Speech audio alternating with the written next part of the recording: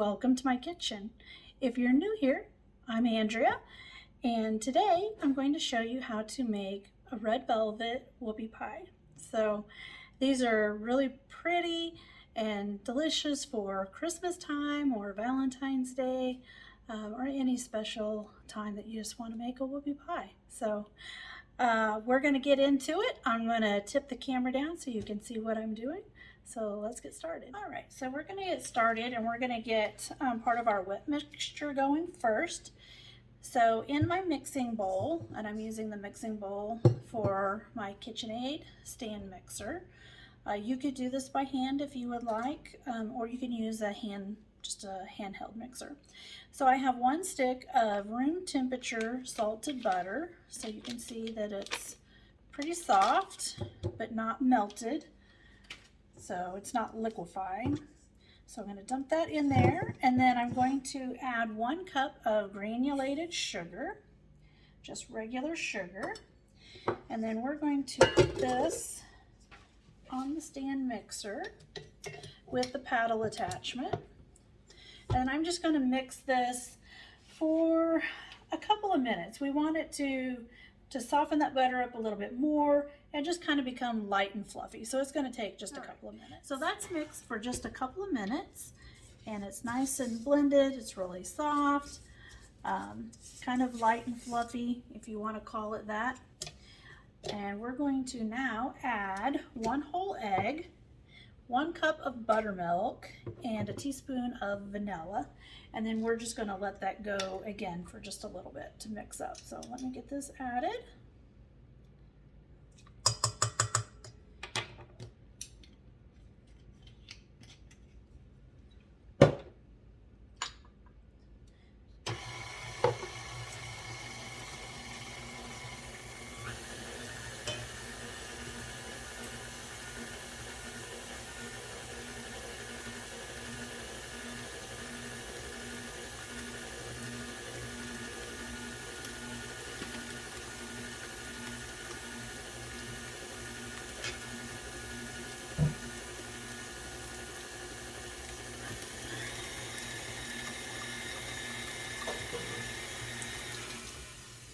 All right, so we just want to mix that till it's combined. And at this point, it's going to look really curdled, but that's just because of the cold buttermilk mixed with that butter. So it's going to look kind of funny, but it's okay. Don't worry about it. All right. So now we're going to get our dry mixture mixed up. So in this bowl here, I've got 2 cups of all-purpose flour, and then I'm going to add 1/2 teaspoon of salt, and I'm just using sea salt. And then I'm going to add 1/2 teaspoon of baking powder.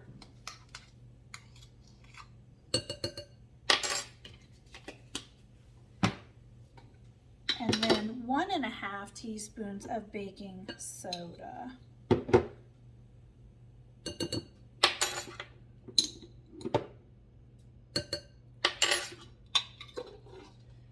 And then I'm just going to give this a whisk. Mix that up. Then I'm going to add our cocoa powder. So we want to use unsweetened cocoa powder. And we're going to add 1/4 of a cup.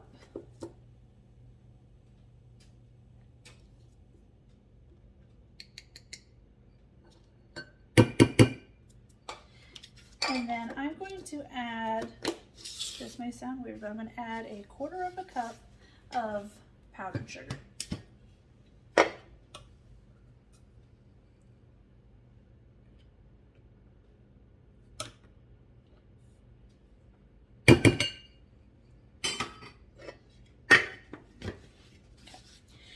Just going to mix this. My cocoa powder was just a little lumpy.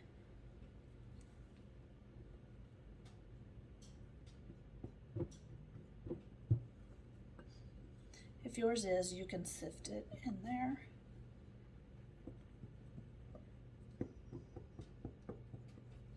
Okay.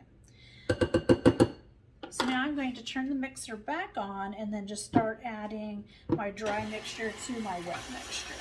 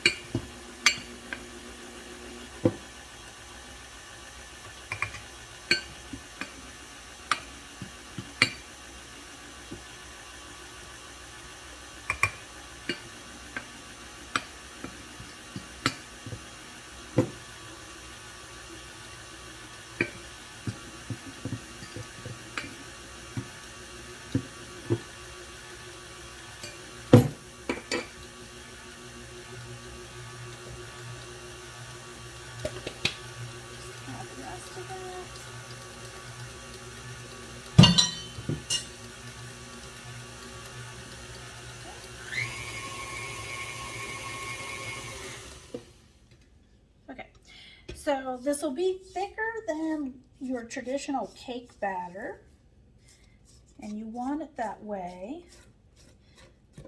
because we're going to scoop these out on the sheet tray, and we don't, if it was just cake batter consistency, it would just run everywhere, it wouldn't form.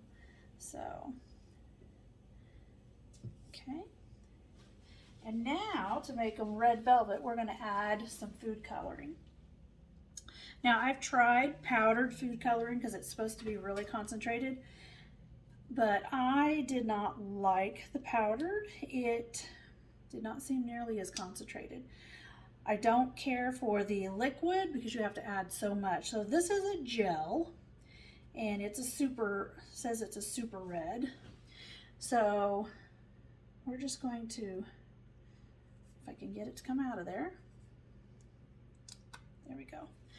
I'm just going to squirt some in, and we're just going to kind of go mix it and then see where it's at, and then just kind of adjust it as we go.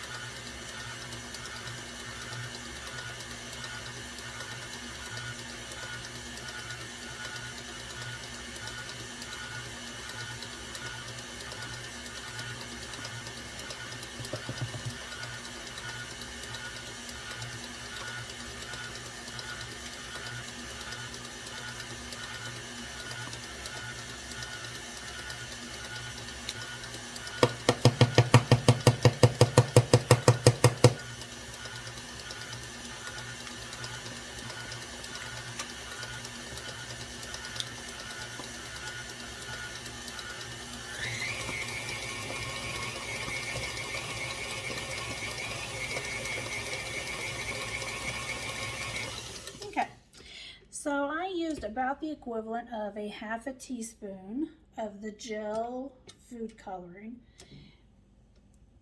If you're using the regular, just regular traditional food coloring that's very liquidy, you may need to add a little bit more flour to your mixture just because it might wind up being a little too runny. So I would just go with the gel. That way you're not going to have that real strong food coloring taste.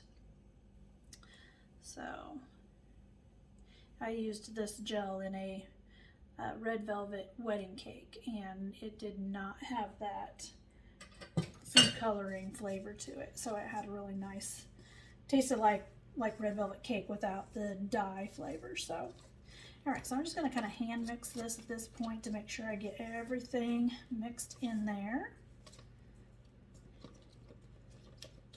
There we go.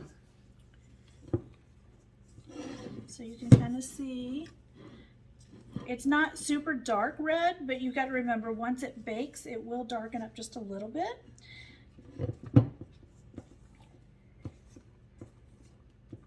Okay. All right, so let me move this out of the way. I've got 2 sheet trays that I've lined with parchment paper, and my oven is preheated to 350 degrees. And then I'm going to use my medium scoop that I use for cookies for this, because I want these small. I don't want large whoopie pies. I want smaller ones. So we're going to use this. And then we're just gonna put them onto the sheet tray. Let's move that out of the way. There we go. And we're gonna give them some space.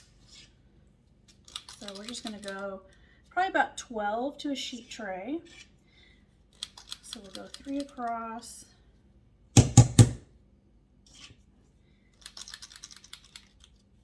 And then 4 down.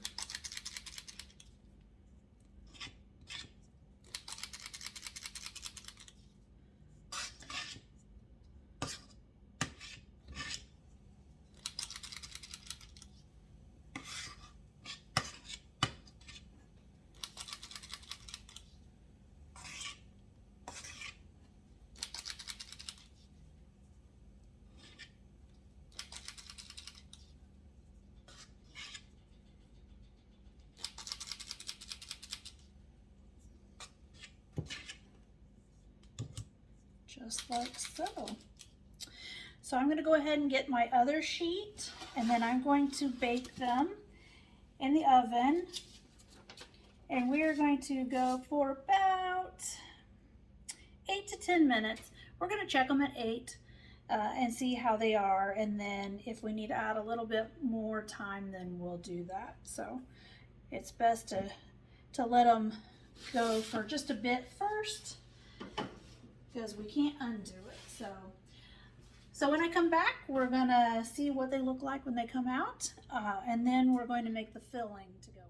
All right, so our cookies are all baked and they've been cooling down. I was able to get 70 individual cookies, so that will make 35 sandwich cookies. So you can see kind of how they turned out.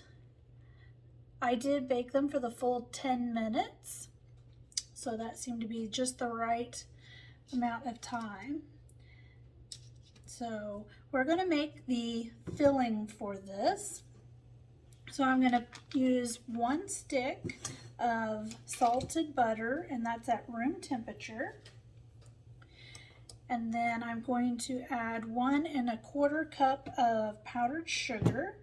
And I did not sift this powdered sugar. And then to that, let's go ahead and cream this just a little bit before we add our vanilla. So on my stand mixer, using the paddle attachment. So let's just mix that. Okay. So after the butter and the powdered sugar were mixed together fairly well, then I just turned that up to a medium high speed and then beat it like you would a buttercream frosting. So it has a nice consistency here. So you can see that it's just like so. So now we're going to add 2 teaspoons of vanilla to this. There we go.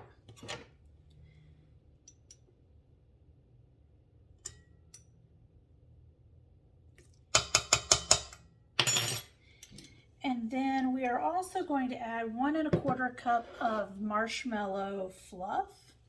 So that's actually almost a full 7-ounce container. So there's just a tiny bit left in that container. I'm just going to scrape it out and dump it in because it's maybe a tablespoon worth. So just get this in here. Nice and gooey.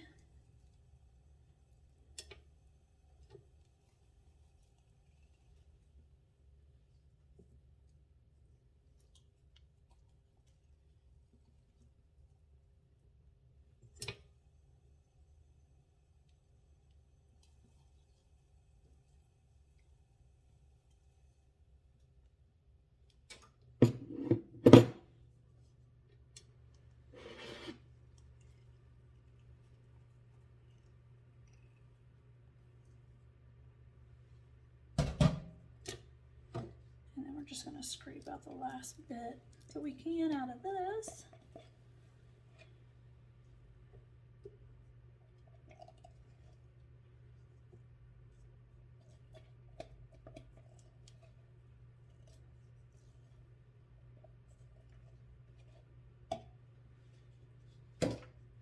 There we go.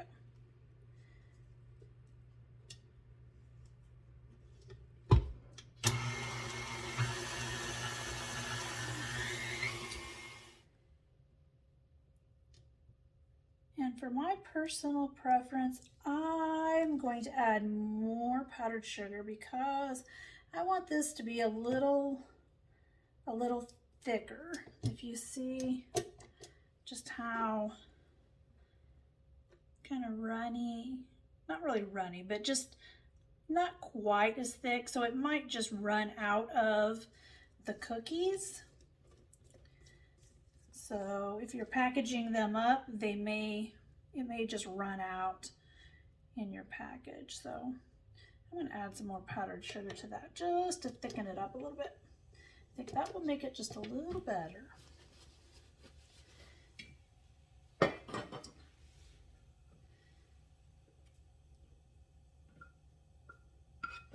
So we're going to start with a 1/4 cup.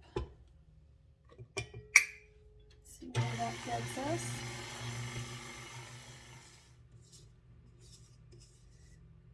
So I wound up adding another 1/4. So total powdered sugar, we are at 1 3/4 cups.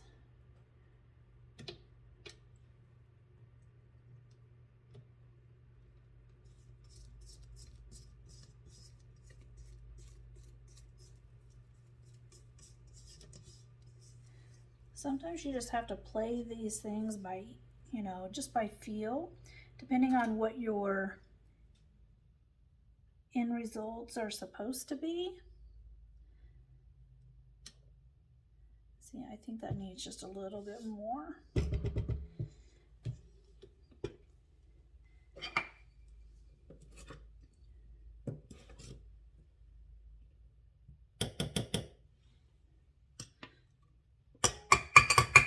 So that brings us up to 2 cups of powdered sugar.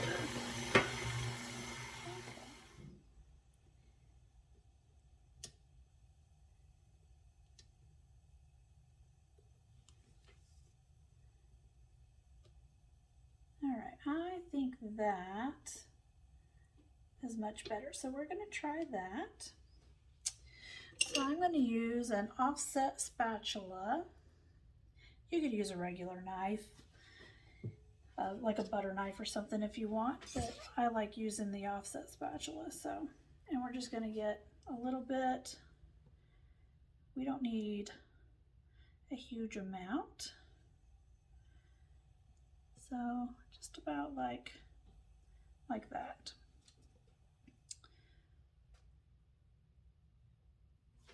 Okay.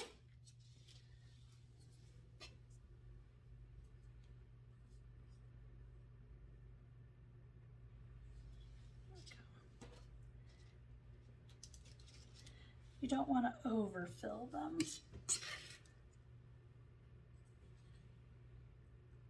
That's for sure. Because this will be fairly sweet, so.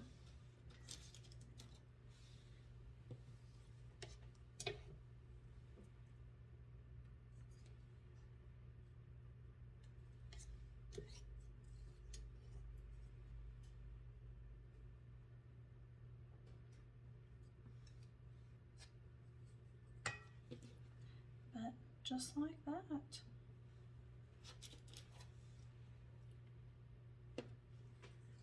I kind of grouped them, paired them up so that I could get cookies that were all closer to the same size. Because even though we use the scoop, sometimes they will tend to, you know, kind of spread out a little bit. So anyway, so let's put some of these on a plate so you can see what they look like. I think these will be lovely for Christmas, for Valentine's Day, maybe even a wedding or a birthday party. There we go. So there we have Red Velvet Whoopie Pies. I hope you enjoy.